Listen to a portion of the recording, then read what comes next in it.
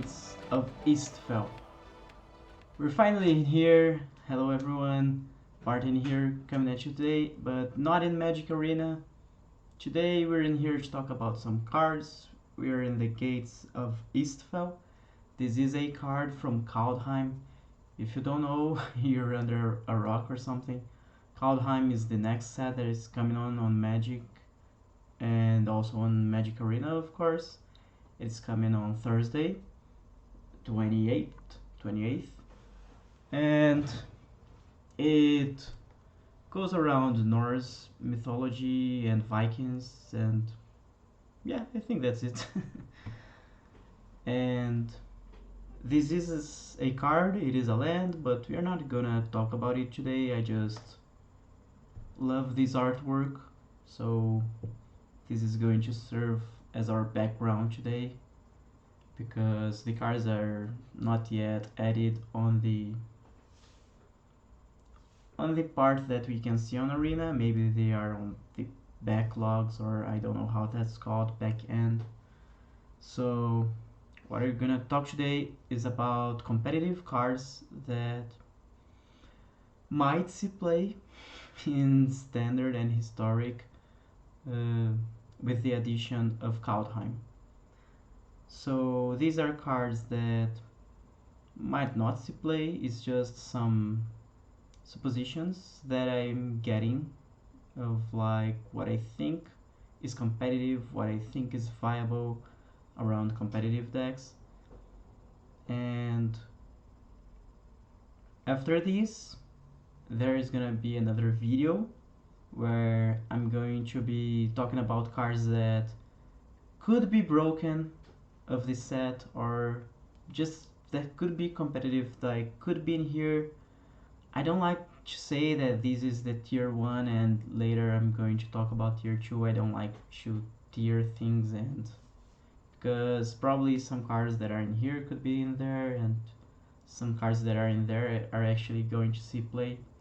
This is like, if I would have to bet, I've read and I've thought around all of the cards, those could be some that could be seeing some play. So let's hop on to the cards, and I hope you enjoy.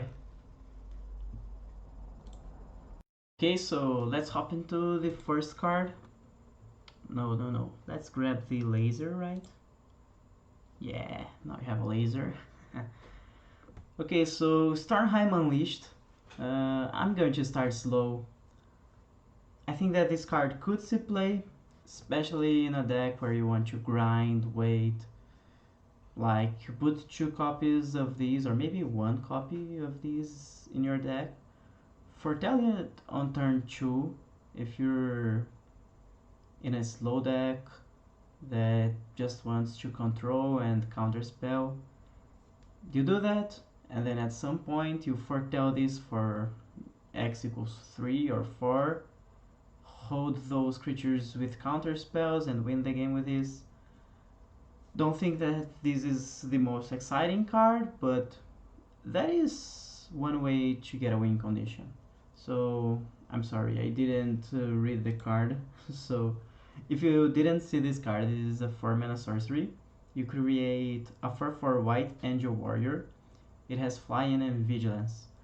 If this was foretold, you create X. So foretell, you pay 2 mana, exile this face down. Your opponent doesn't know what is in exile, and then you may cast these on another turn. But remember, this is still a sorcery even in exile, so you can only cast it on your turn.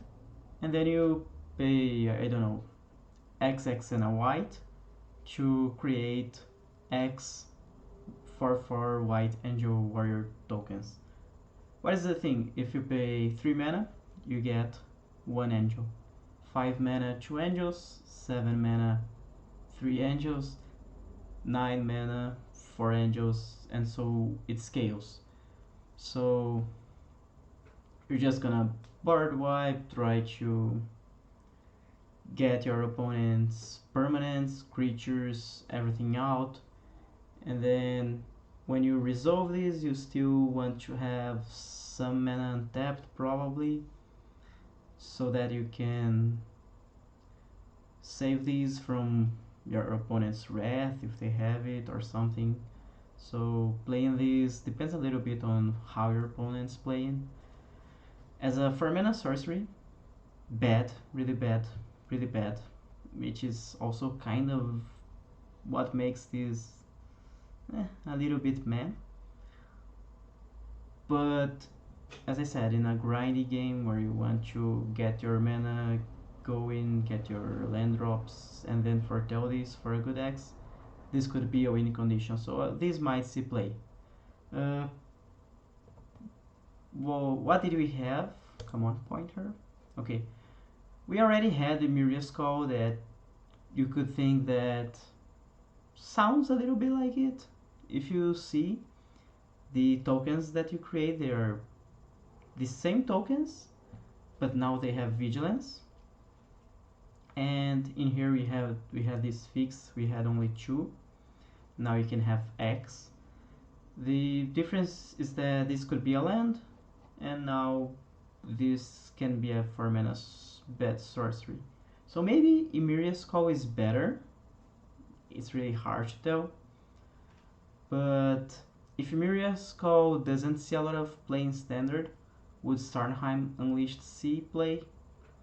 It's hard to say just no, like right off the bat, but it could, because I don't know, some kind of blue-white control could see more play.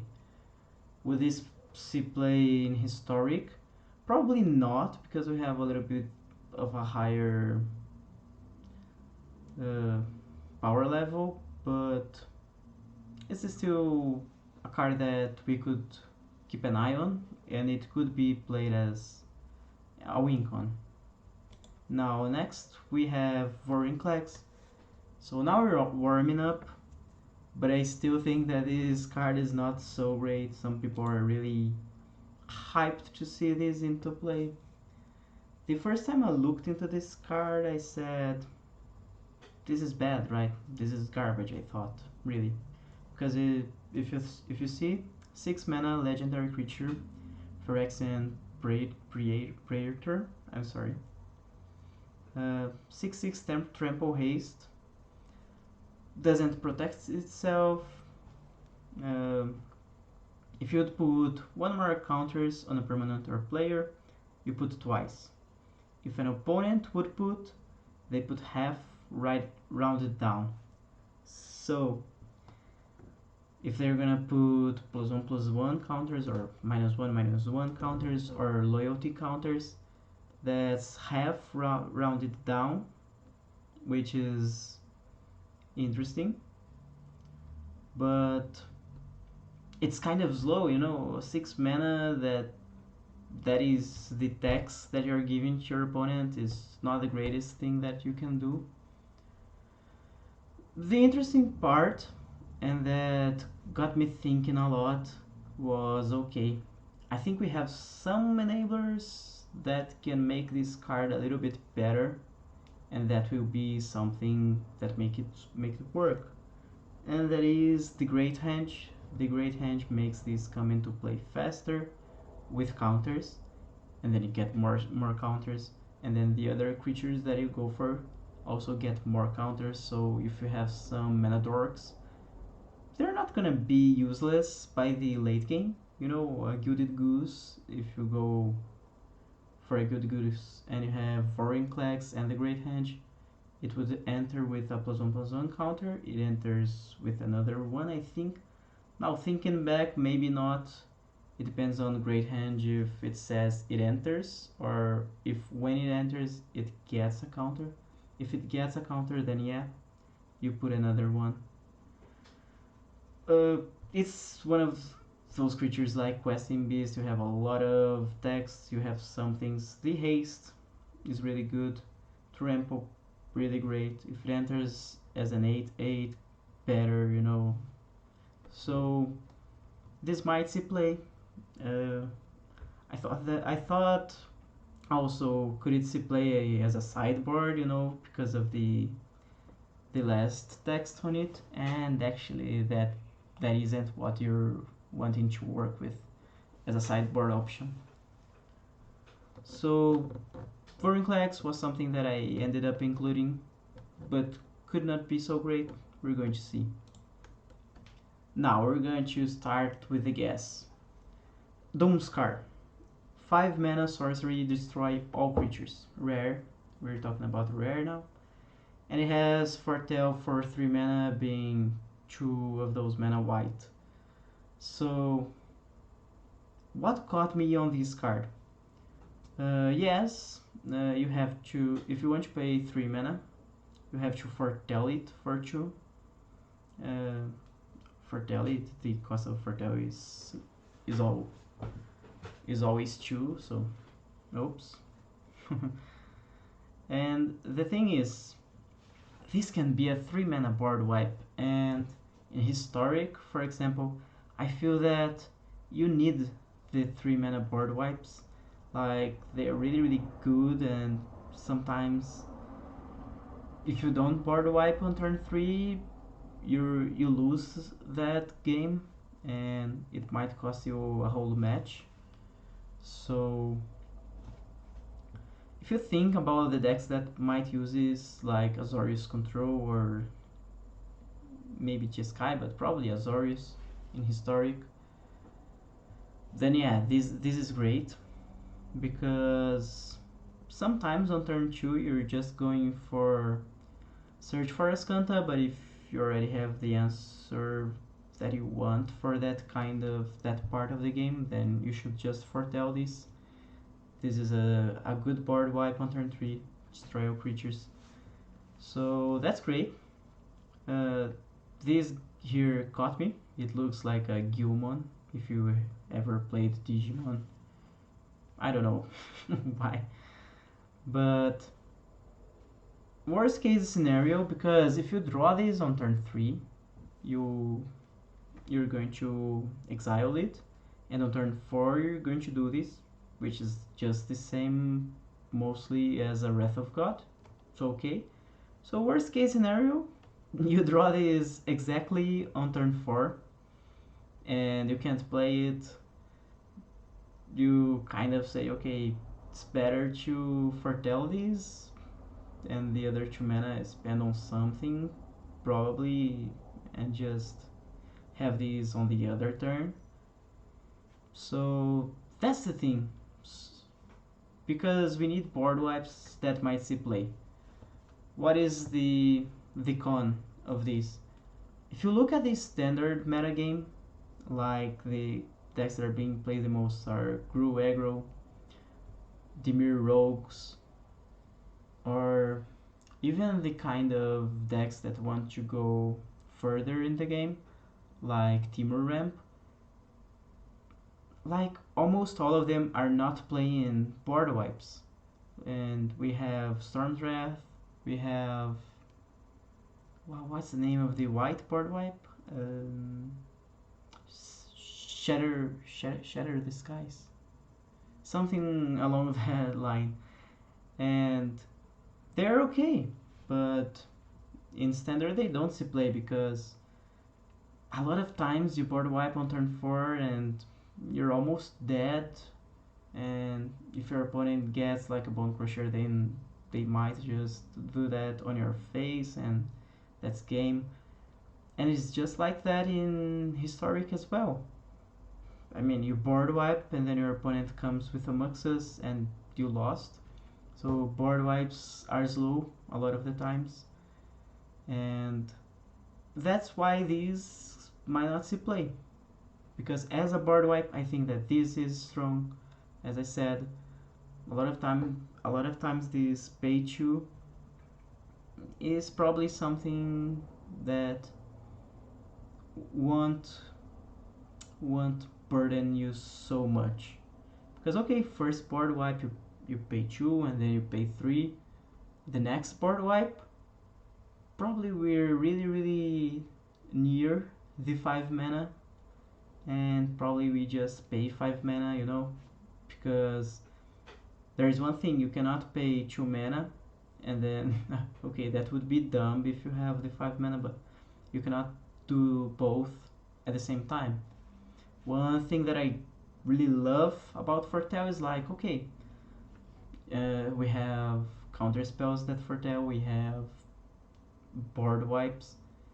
You can foretell those if your opponent is like top decking, just to make that cheaper on a later turn. If your opponent got nothing, that is safe out of your hand in exile. You may cast that later, and then you can just develop your game plan. So that's basically my thoughts on Doomscar. I think that this is great. Now we're gonna talk about Redain, God of the Worthy. And there are some things that I need to talk before.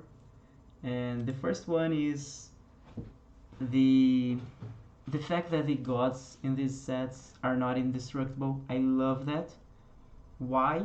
A lot of people I saw that didn't like this part of this set, but I like this because it's like gods are just people that are just walking around the world, you know. That is the greatest part, the greatest flavor that I like about this. And the other thing that I love is these borders. Oh my god. I just find this so nice that I really want to have these cards on paper, you know. But regardless of that, 3 mana legendary creature god, rare. It has flying and vigilance. It is a 2/3. So if you just look at its stats, it's not like wow, but it's decent. It's good enough. So it has this little text about snowlands of your opponents entering tapped. That is great. Some hatred on snowlands is great. But I think that these non-creature spells your opponents cast with CMC 4 or greater cost 2 more to cast might be what makes this good. This is a Texas card, like Death and Texas. This taxes your opponent for 2 more, so board wipes now 4 CMC board wipes now cost 6, and so on. As I said, we're not seeing a lot of board wipes because of the aggressiveness of the format, of the bonker things that we can do. But this is a card that holds a lot of planeswalkers for a little bit more. It holds the artifact colorless ramp, that artifact that goes for 5 mana that is pretended to ramp. Holds that a lot because to get to the 7th turn is a little bit more of a step, and it's just what this kind of deck might need. And then you have this is another MDFC. We had MDFCs in the last set as cards that could be lands. I really wanted that to continue a little bit, but now what we have are mostly artifacts. I actually didn't check if all of the MDFCs are artifacts on the other side. I think they are, right? Because we have equipments. I'll have to check that out. But this is Valkmira, Protector's Shield. So it's a shield, and it will work like a shield. If a Saurus an opponent controls would deal damage to your permanent you control, you prevent 1 of that damage. It's a cushion. It's like the 3 mana Mayhem Devil.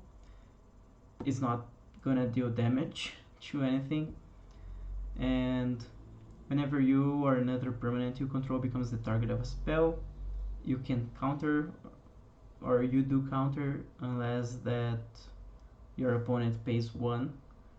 So this is on the battlefield, your opponent can see it, so if they want to target anything, they need to pay 1 more than that mana, than the mana for that card.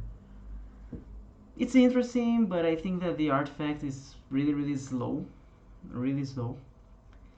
The but this part of the card, is the front side, I think is great. It's usable. 3 mana 2/3 flying vigilance. So this could see play some kind of Texas deck. We're going to see.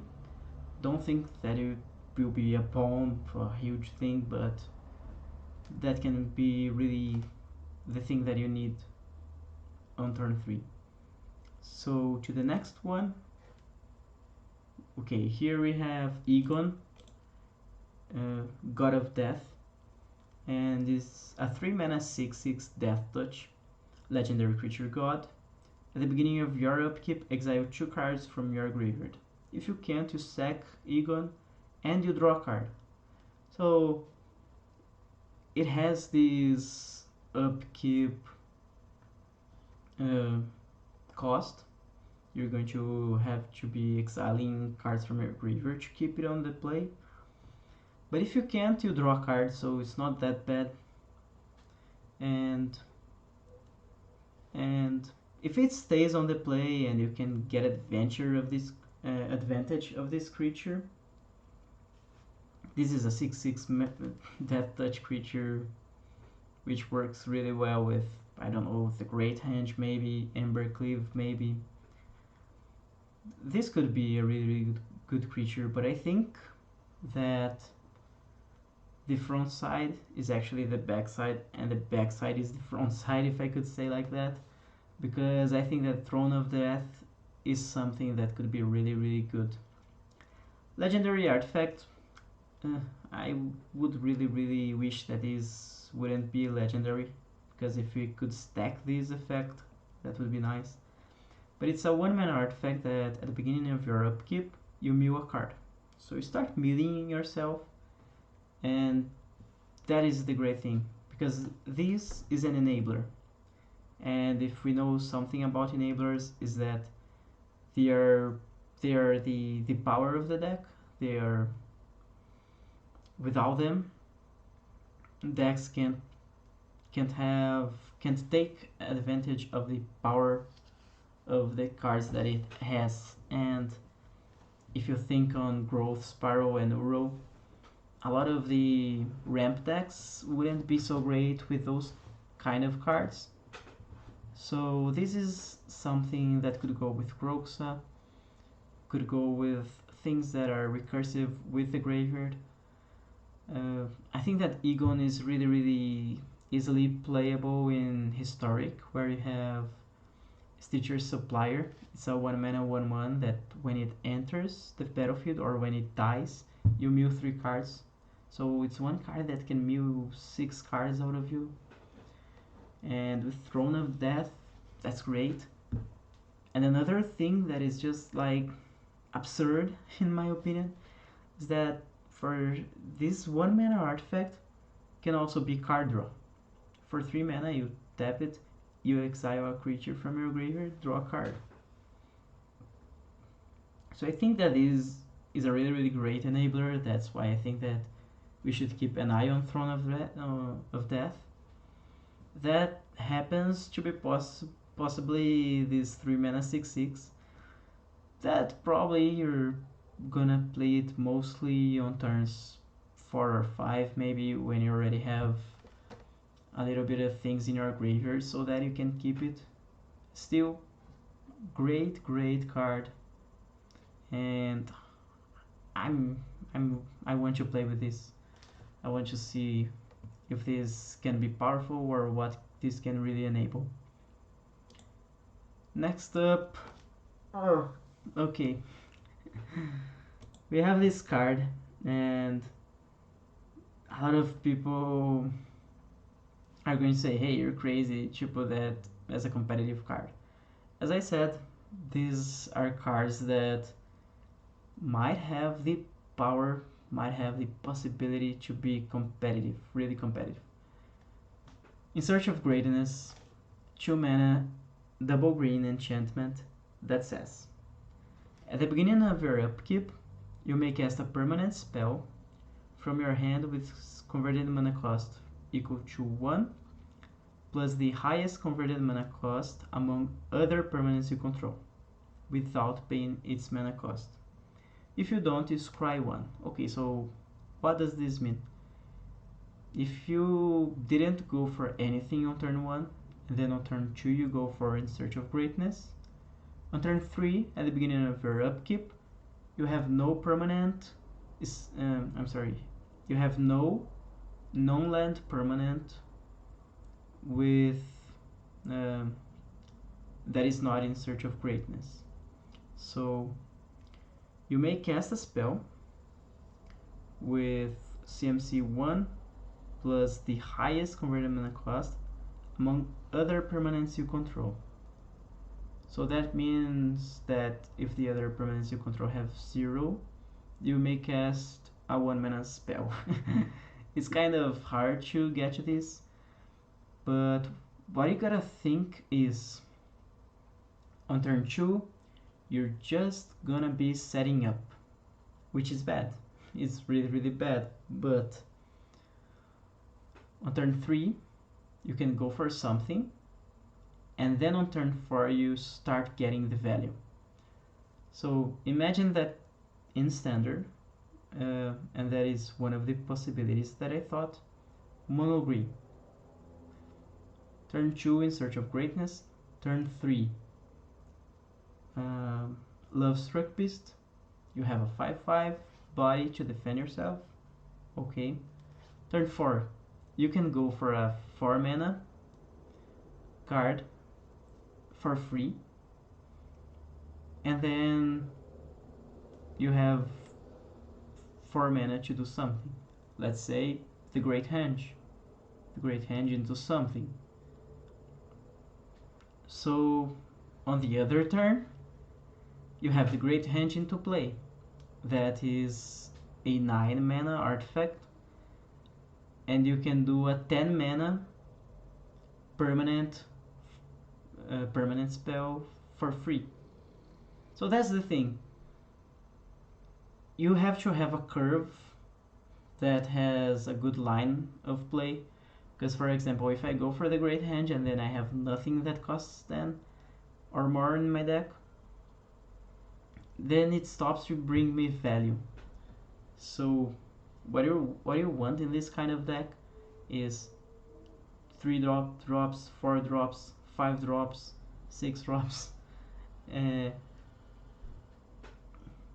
or maybe if you want that gap to get to the Great Henge, for example, then probably you want 3, 4, 5 drops, and then your 9 drop, the Great Henge, and 10, 11, 12, maybe not 12, maybe only 10 and 11, and that's it.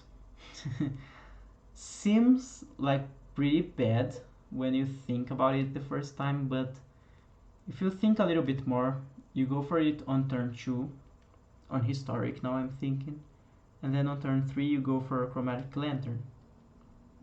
Chromatic Lantern, you can generate mana of any type, and this is a deck that I want to try.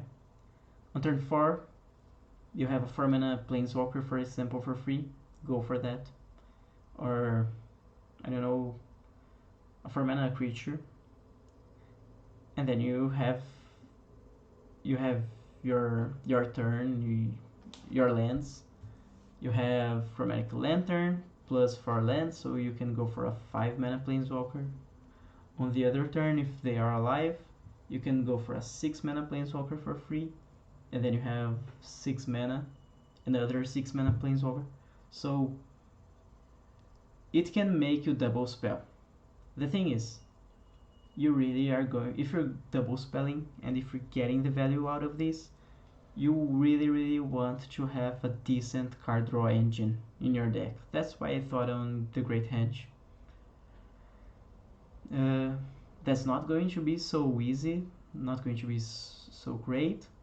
This is not Fires of Invention, but it does looks a little bit like Fires of Invention when you first start thinking of it, but then you start to see that they designed this to be really weaker and kind of different.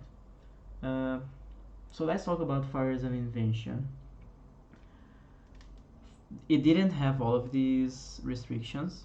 It had only one mana on red, and I think that one of the greatest things that made Fires of Invention better than it should be was that your lands were untapped while Fires of Invention was into play. And what most people started doing were mostly 5 mana, 5 turn plays. Like they go for 2 creatures on turn 5, like Cavalier of Flames and Kenrith. Give them haste because you have mana open. So it's like you were triple spelling, kind of. Or let's say that you would go for 2 planeswalkers, and then you still have mana open. Oh, you can't play spells. Yeah, I know, but you can go for Shark Typhoon, cycle it, and then you have, that's kind of a spell. That's kind of a X mana, generate an X-2 token, and draw a card.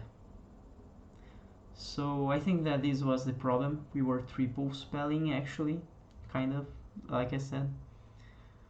But with In Search of Greatness, we're not gonna be triple spelling unless we have like 2 In Search of Greatness in the battlefield.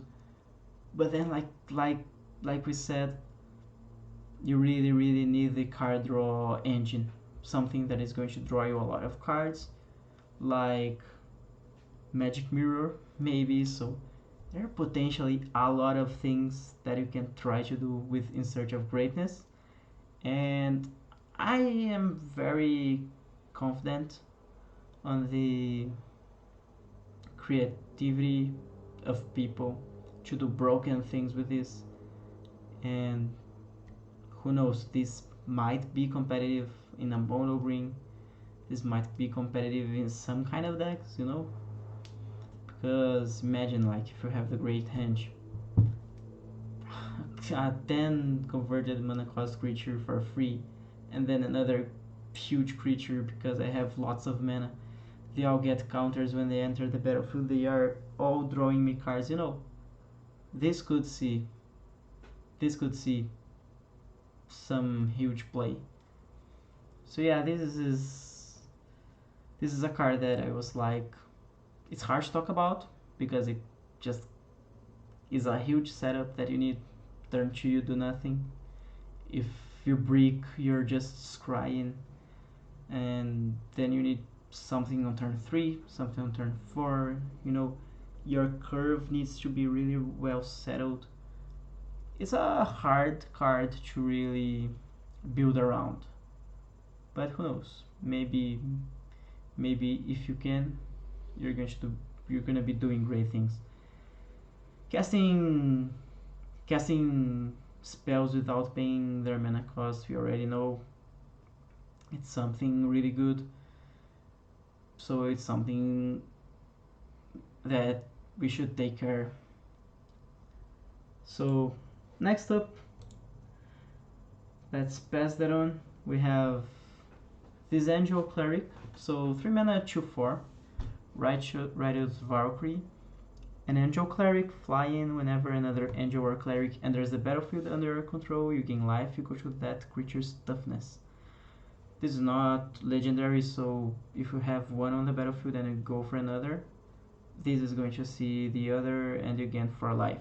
That's how it works. The thing is, as long as you have 7 life more than your starting life total, all creatures you control get +2/+2. So this is a Lord for life gain decks that gives +2/+2 to everybody. It's not like we need a Janice Bridemaid to have like a 1 creature that is huge. This can get like a lot of creatures huge, and when you have more than one on the battlefield, this can just turn your whole field into, this. If you have 2 on the battlefield, you have more than 7 life from your starting life total. Your worst card is a 5/5 that probably has lifelink.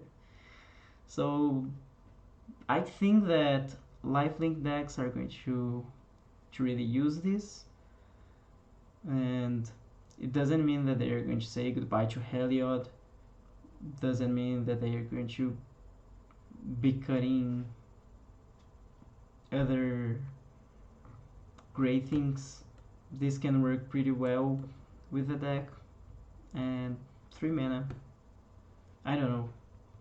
I think that we need to stay with to keep an eye on this, because in the Angels deck in Historic this could be pretty good. Next up we have Old Growth Draw, and this is mono green, all on its card. 3 mana for 4. It's not legendary, it has trample. It goes really well, for example, with Ram Through right now. And when it dies, it becomes an aura for a forest you control. You enchant that forest, and that forest now adds twice green. So it ramps you if it dies, and you can sack that land, which the aura is attached, to create another 4/4 green Troll Warrior. Kind of getting it back. So it's recursive, comes back. It is a 4/4 for 3, and I think that the fact that you might ramp if you get destroyed will just make you an easier build to get bigger creatures like Foreign Clags, like Elder Gargaroth or things like that, you know. So this could see play, this could make mono green see a little bit more play. Let's keep an eye on this. Okay, now this is a really interesting card. Rise of the Dread Marn, 3 mana instant for Tel 1.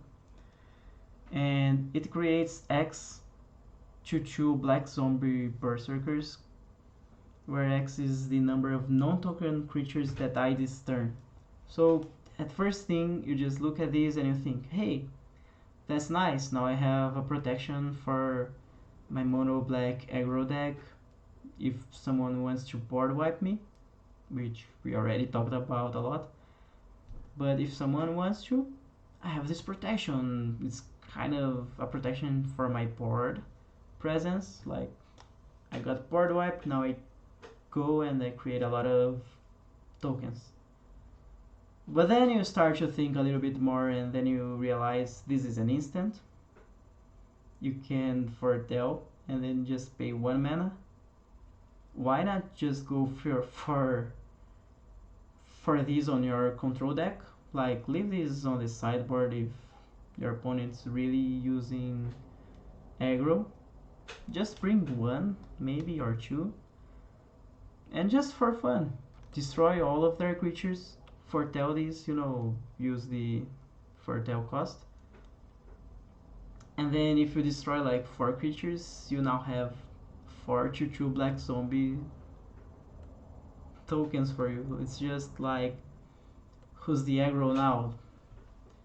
And this is going to be a fun card to see playing. Like, you go for a board wipe, opponent says, ha, I have these. And then you say, ha, I also have these. And you guys have the same board now. Let's see how this is going to be.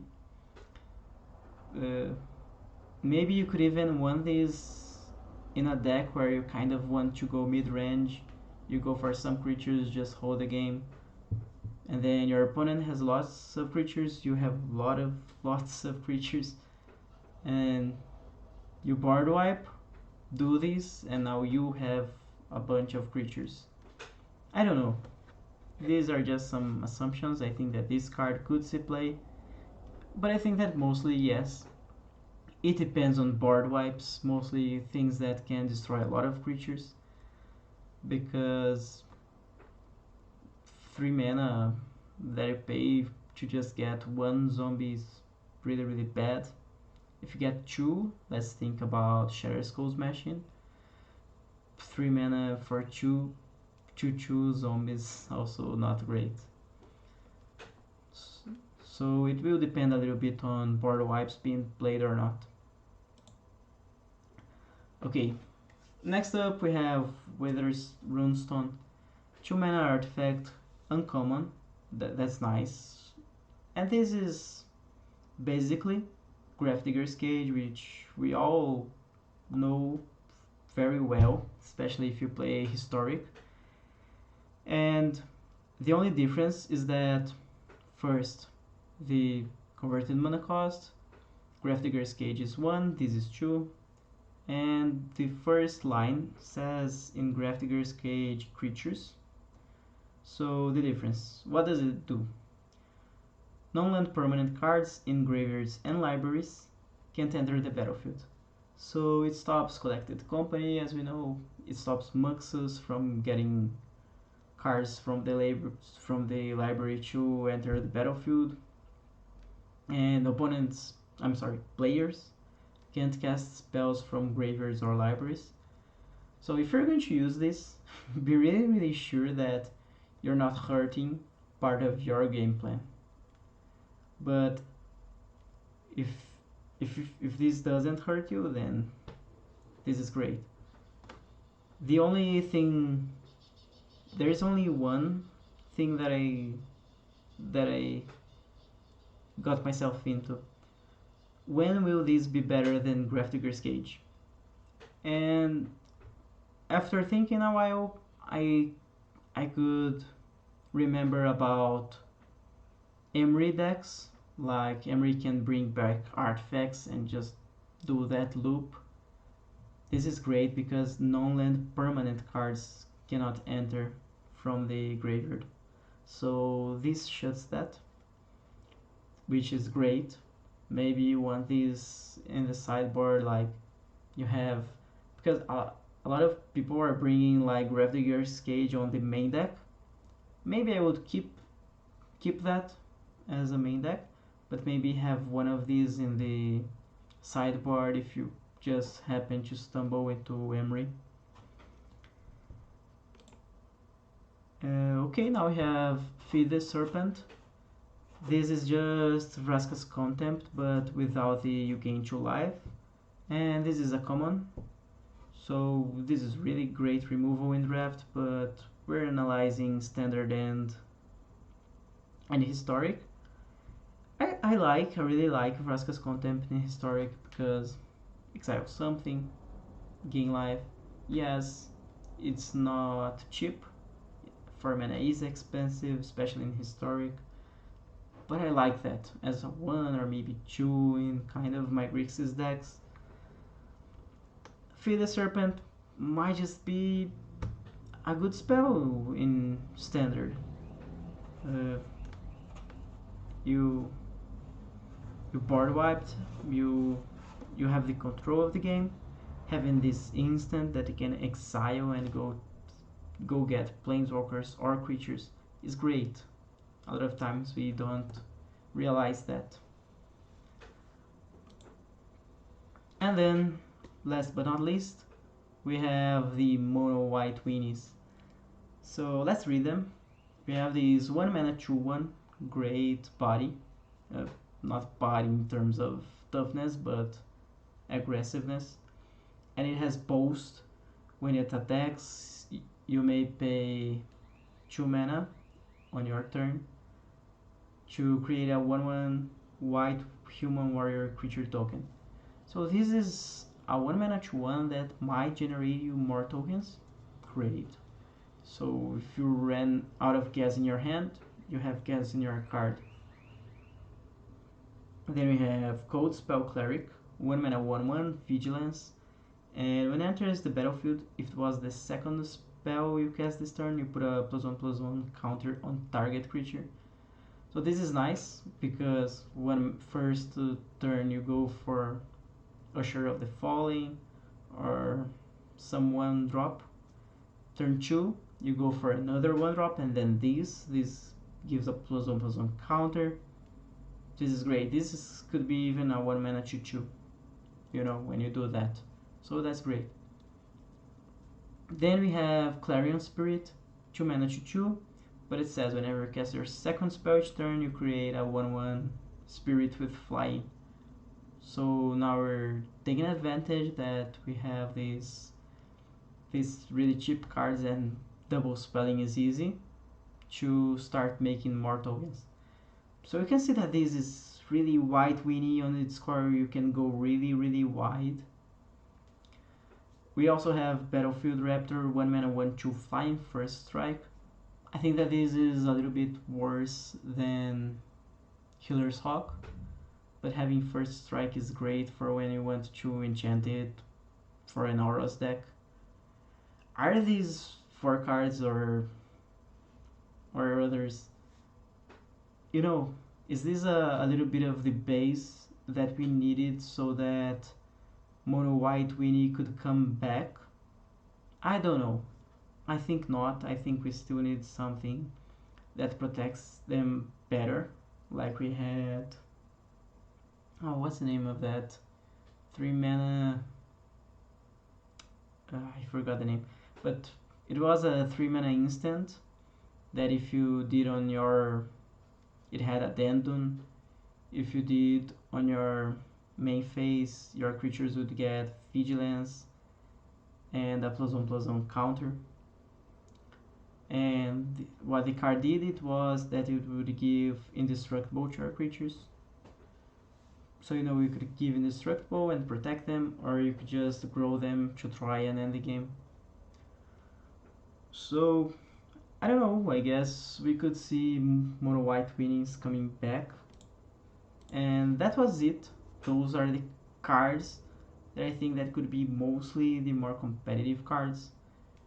Next video we're gonna be seeing some cards that could be broken, some cards that also have a good power level, but I didn't think that they have what it takes to have some power in standard. Kaldheim seems like a set that has things that could be broken, but right now, after this kind of complete analysis, I think that it has a good power level, but it's not going to break standard or get some things that are out of control, like Uro, Fires of Invention. Yeah, I'm looking at Throne of Eldraine, or although Uro is from Theros, but we saw how Throne of Eldraine had a lot of busted power level cards like Oko and others. I don't think that this is going to happen in here. Maybe we might see 1 or 2 cards banned, but I don't know. I think it's going to be pretty hard that we have like an Omnath that is going to be banned like really fast. If we have my actual guess is that it would be In Search of Greatness. Is that the name of the card? Yeah, In Search of Greatness, maybe. But that's just because I try to think a lot around this card. I'm going to try to make this work. I'm going to try to bring in here something probably in historic around this.